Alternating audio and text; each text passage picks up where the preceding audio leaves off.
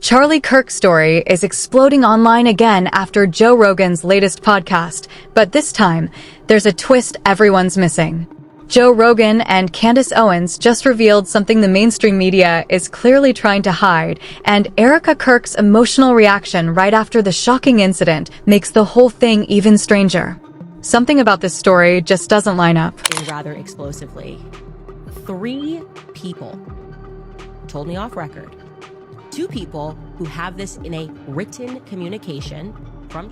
I don't necessarily think they know what's going on yet. There's a lot of weird shit going on with this. I know.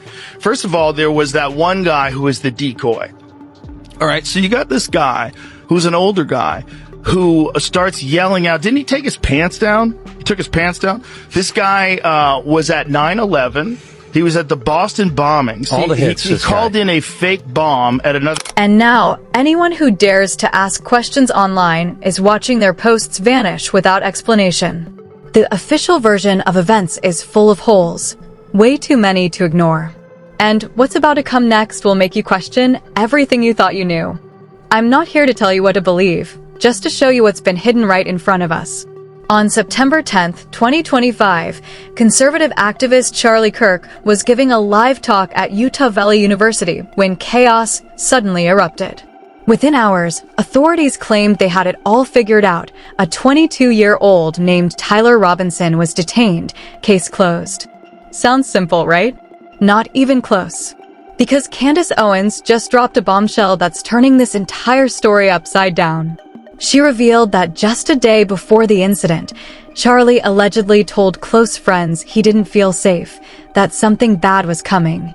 Joe Rogan has since gone all in, tearing apart the inconsistencies piece by piece, from the so-called weapon found to whether this young man could have even done what officials are claiming.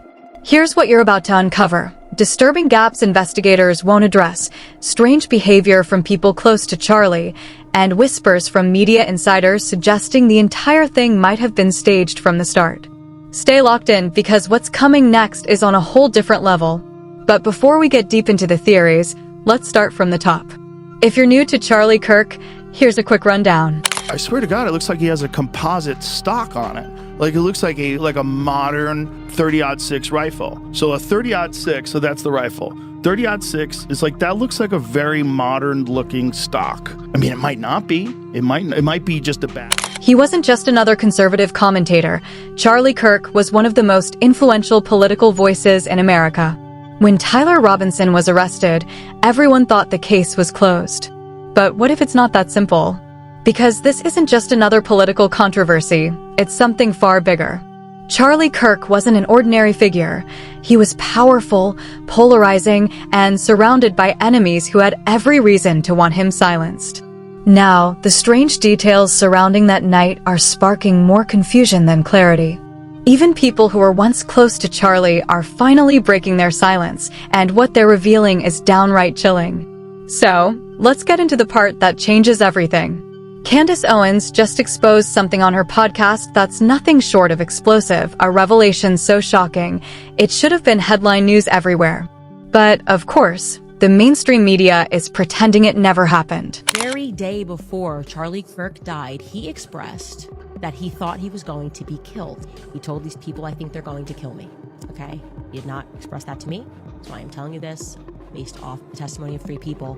And I'm saying this because I hope that these people, who I think are good, will be inspired to come forward with that. Again, those conversations I had were off record. I honor that. If I say it's off record, it stays off record. But I'm hoping that watching what I am doing and feeling the energy that is rising across the world for people who want to know what the heck happened on 9/10, that, they will be brave and they will say, yeah, Charlie did the day before he died think that he was going to be killed, and maybe tell us, who is they? Well, for once and for all, who is they? Who is the they that he thought were going to kill him? Candace revealed that 3 separate people privately told her Charlie seemed to know something terrible was coming, and he actually warned them about it. But this wasn't just some uneasy gut feeling. According to Candace, Charlie clearly told them the day before that he believed someone was planning to hurt him. Let that sink in. Just one day before everything went down, he reportedly said, I think they're coming for me. And here's where it gets even darker. Two of those people still have the messages to prove it. Let me read between the lines. Did Candace Owens insinuated, saying it out loud, that President Trump is behind Charlie Kirk's? And really process everything that happened with Charlie and what it kind of means in terms of where we are. And I think it is a circumstance where we just know. We just know that he was truly betrayed in one of the most egregious ways that I think I've ever seen. It has made me lose faith in politics. It has made me fully lose faith in Trump. Actual written exchanges from Charlie. Actual written messages, straight from Charlie himself, saying those exact words. And here's where it gets even more unsettling. One of the people who received those messages wasn't just anyone. It was reportedly a major donor to Turning Point USA, the very organization Charlie founded and dedicated his life to. These aren't baseless internet theories or wild conspiracies. These are people from his own inner circle, the ones he trusted the most. 100% Charlie Kirk was shot from the front, and the bullet did not exit, and at least a fragment of the bullet was recovered from his neck. And I'm going to tell you exactly where it was recovered from. I have fact-checked this information from multiple sources now. I've actually been sitting on this for a little bit over a week. Candace made it crystal clear everything she's sharing comes straight from 3 credible insiders. She said she's protecting their identities for now, but hopes they'll soon have the courage to go public and reveal the truth themselves. According to her, Charlie's fear wasn't random. He named names. Just imagine carrying that weight, knowing someone warned you that something bad was coming, and then it actually happened. That's the kind of thing that haunts you forever. Then Candace took things to an entirely different level, and the whole room went silent. She admitted that this entire situation shattered her faith in politics altogether, and even made her question her trust in Trump himself. "My heart aches," she said, "because Charlie gave so much of his life to Trump and to politics." And that line hit everyone hard. She went on to describe something chilling, a cold, calculated pattern. When power decides someone's no longer useful, they move on like nothing ever happened. Then she dropped the part that left everyone stunned, calling out the way certain figures only get their grand tributes after tragedy strikes, the memorials, the street names, the honorary days. She claimed it's become a signature move. And what really set off alarm bells? Candace mentioned that Charlie had already been given that boulevard honor overseas, a move that, in her words, didn't sit right. The implication was dark and deeply unsettling. You could feel the tension rise instantly. Whether people agree or not, one thing's certain, Candace isn't just another commentator. She knew Charlie personally, and by speaking this boldly, she's putting her own reputation on the line. They said that he took it apart and then put it back together again. Shut the f up. Do you know how much time it would take to do that if you were highly skilled? To disassemble a gun. To disassemble a rifle so that you can get it in a backpack. And by the way, not gonna fit. Not gonna fit in a backpack. And then somehow or another reconnects it once he gets off the roof? What? This story is horseshit. Like, Yeah. none of these things make any sense to me. Like, you're telling me that this kid who's not military trained, this guy, first of all, how did he get to the roof? How come nobody was looking? How come nobody was like, there's a direct line of sight between where he's sitting and those roofs? You guys didn't check? You don't have a drone? When someone that close to the situation starts connecting the dots, people pay attention. Even the skeptics can't look away. The key thing here is that Candace isn't calling for chaos. She's calling for clarity. She wants the truth dragged into the light, not buried in silence. Now let's shift to the cold, hard details, the forensic side, because that's where the so-called official story starts to fall apart fast. Candace said she went deep into the technical evidence, combing through every piece herself, and what she found doesn't line up with what we've been told. He's on the roof, he shoots, he jumps from the roof, he jumps down 14 feet. Yeah, we saw didn't they have video of him jump? Somebody had a cell phone video of him jumping. There's down, a video right? of him jumping. So this guy, whoever it is, jumps off of the roof and lands. Whether or not he's even the guy who shot him, maybe he thought he was going to shoot him. Maybe he's a patsy. Maybe he did it. I feel like he's a plant. Did you see the video? Did you see the person doing the investigating on his mom's Facebook? No. You haven't seen this? Have you seen that, Jamie? Some dude online. His mom's got a weird Facebook. I It's spill coffee. very true. What Candace uncovered completely shattered the case closed narrative. She described a front-facing impact, not a pass-through, with a projectile fragment reportedly recovered near Charlie's neck, close to the spine, aligned with the shoulder blade. That's not vague speculation, that's forensic-level detail. Why does it matter? Because a front entry with a recovered fragment gives investigators a clear trajectory. You can trace exactly where it entered, where it stopped, and what angle it took. That trajectory isn't just data. It's a blueprint that determines whether the official story holds up or collapses under its own weight. And according to Candace's breakdown, it doesn't just wobble, it falls apart completely. The inconsistencies she highlighted aren't minor technical errors, they're the kind of contradictions that change everything. That specific angle of impact didn't just challenge the timeline, it also raised a chilling question about the type of weapon that might have been used. But hold because on, then it's like, finish Candace, what you I'm have saying. to have a formed opinion on everything. No, you don't have to have a formed opinion on everything. What you do have to have is the ability to know when you don't know what the you're talking about. But I just said that. I said that to you the entire time. I said this believe it. I said I don't believe it. And then you asked me, and I said this wouldn't be the hill I chose to die on because I don't. Right, I don't but why follow even it. say you don't believe? But then came the twist that left everyone speechless. Candace revealed that investigators never actually found a projectile matching the weapon they claimed was used. That's not just a small oversight, that's massive. For those who don't know, officials said the suspect used an old hunting rifle, a World War I-era firearm that supposedly belonged to his grandfather. But according to Candace, the fragment recovered from the scene doesn't even come close to matching that model. So, if the fragment didn't come from that weapon, what was really used? And even more chilling, who actually pulled the trigger that day? Think about it. The entire case against this 22-year-old hinges on the claim that he fired his grandfather's vintage rifle. But if the forensic evidence proves the markings don't match, then the official story doesn't just have cracks, it completely falls apart.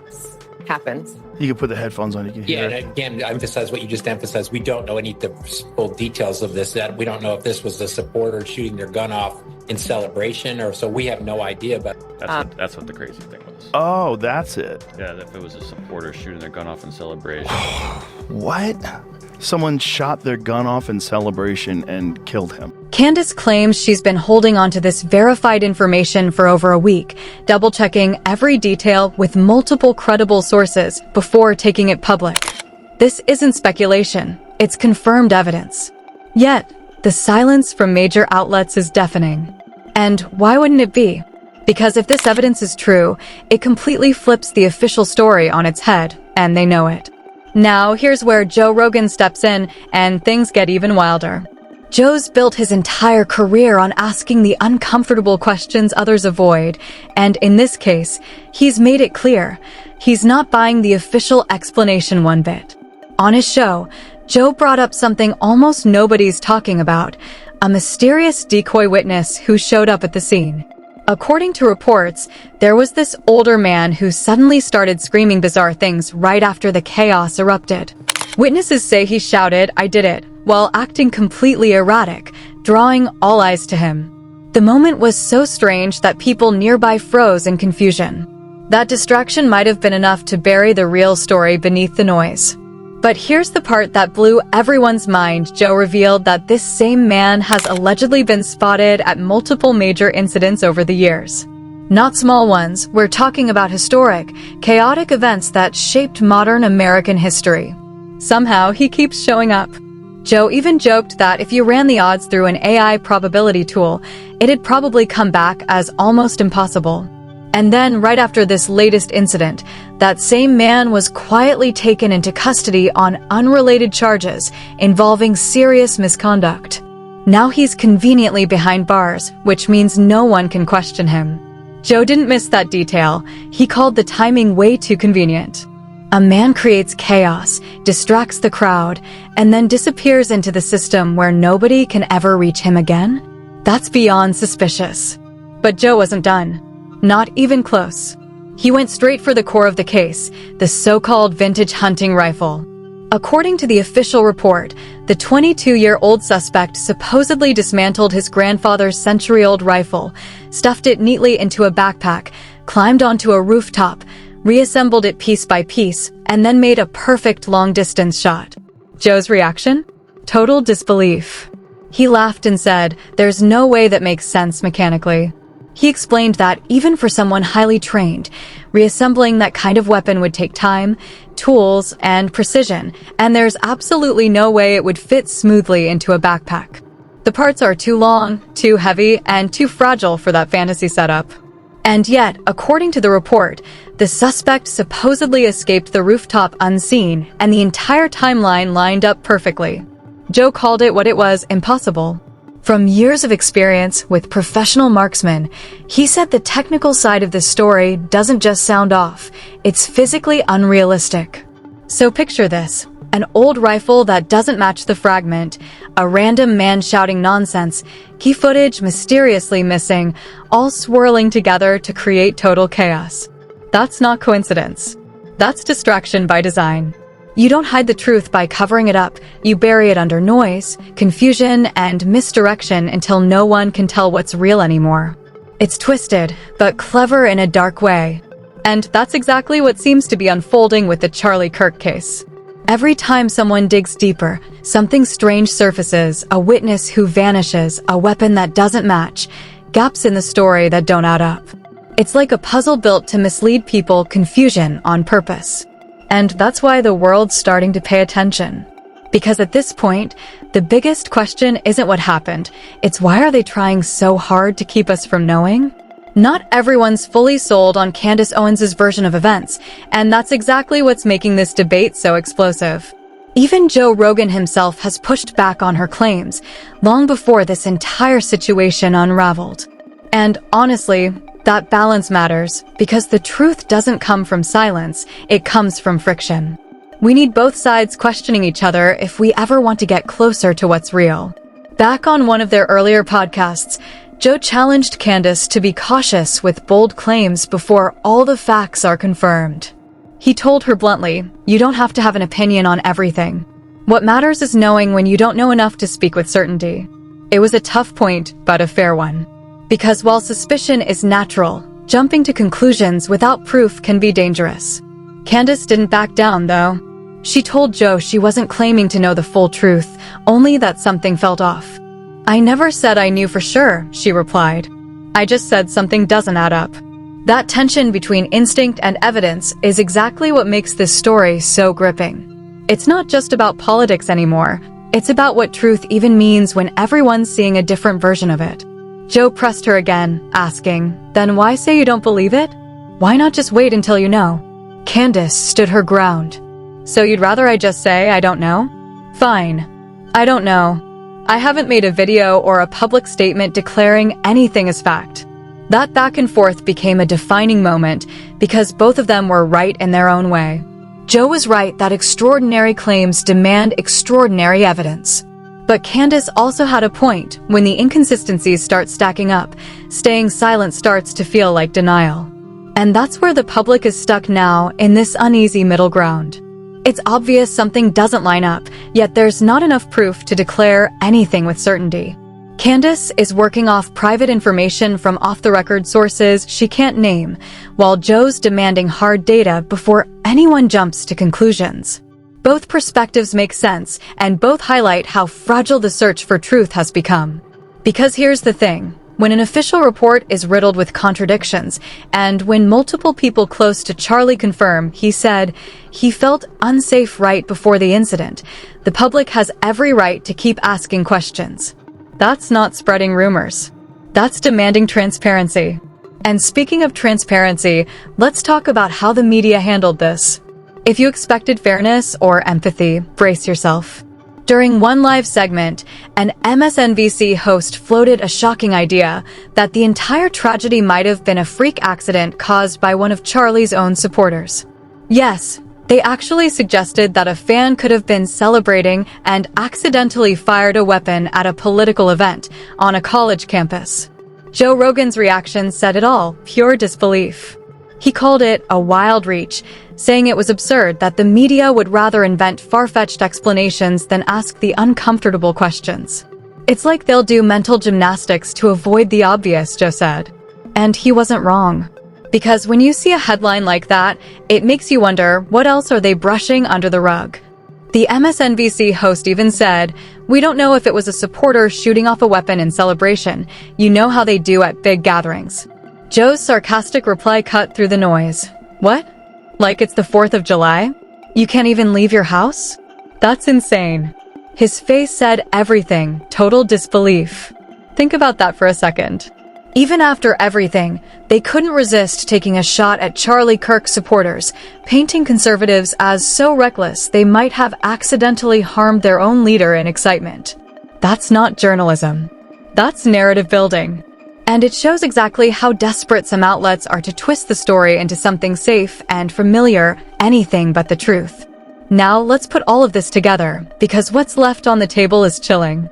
Here's what we do know. Charlie Kirk told several people the day before the incident that he believed his life was in danger. Multiple witnesses have confirmed this, and 2 of them even have written messages to prove it. That alone raises serious questions. According to Joe Rogan, the official version asks the public to believe that a 22-year-old with 0 professional training took apart a century-old rifle, packed it neatly into a backpack, climbed onto a rooftop, reassembled it perfectly, and then pulled off a precision shot from long range. Joe, who's handled firearms and trained with experts, said it plainly. That's basically impossible. Candace Owens, who actually knew Charlie personally, says this case shattered her faith in the entire political system. She believes powerful figures might have wanted Charlie gone, and that what we're seeing now is a cover-up wrapped in confusion. Joe's take? The contradictions, missing footage, bizarre witnesses, and wild side stories aren't random. They're part of a pattern.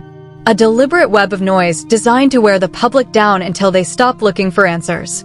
So here's the real question. Was this truly the act of a lone individual? Or is there something much deeper buried beneath all this chaos? Do you believe Candace's claim that Charlie knew something was coming? Or do you think this is all coincidence twisted by confusion? Let me know what you think. Drop your thoughts in the comments, hit like, subscribe, and share this video so more people can see what's really going on. I'll catch you in the next one.